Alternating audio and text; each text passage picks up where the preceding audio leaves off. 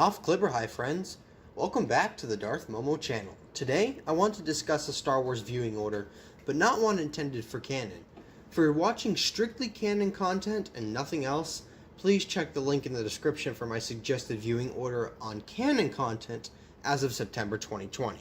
Of course, there's been a couple additions since then, but Disney Plus has a suggested order as well. As many Star Wars fans know, Disney Plus added what is known as the Star Wars Vintage Collection in spring of 2021. I'm a little late to the game, but after taking some time to finally view this content, 90% of which I hadn't seen before, I wanted to do something similar to my previous video and offer a so-called ultimate viewing order for Star Wars Legends, since that's what most of this content is. I do want to give a little disclaimer though, that it isn't as clean as the canon streaming content is, but I promise it's not as bad as the X-Men franchise. Well, maybe except for the Ewoks speaking English. So strong was the stone's magic. So to begin, just like the canon viewing order, you'll start with the original theatrical version of Star Wars. I know technically there are like 3 different quote-unquote theatrical versions, but the changes are very minor compared to the special editions, so pick your fancy.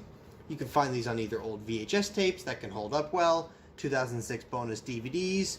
You can find bootleg copies online, but of course I do not personally encourage that.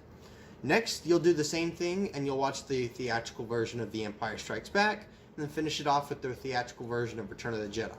Next, you'll head on to The Phantom Menace, just like audiences did in 1999. Then you'll watch Attack of the Clones. At this point, you'll watch Volume 1 of Star Wars Clone Wars, the 2003 micro-series in 2D style, not the 3D CG series from 2008 titled The Clone Wars. Clone Wars takes about 2.5 hours to watch everything, but it jets you from the end of Episode 2 all the way to the start of Episode 3 in a nice, smooth transition. Then you'll watch the first 11 minutes or so of Volume 2 of Clone Wars.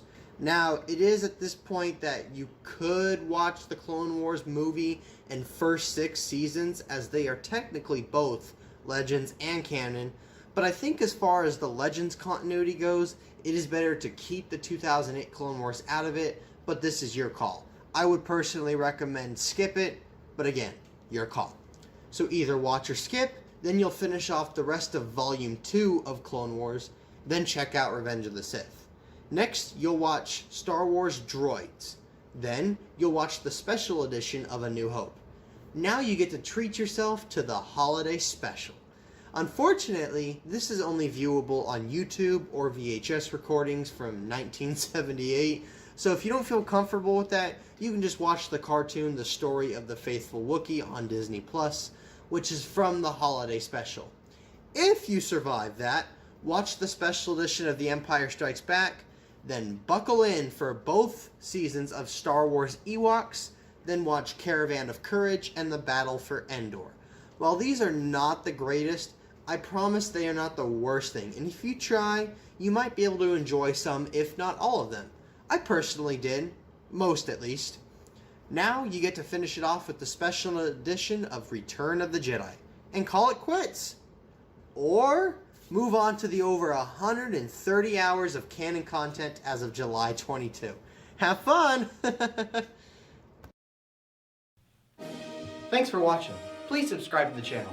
If you liked the video, comment down below and hit that like button. Oh, and check out some of my other videos. I'm sure you'll find them a delight.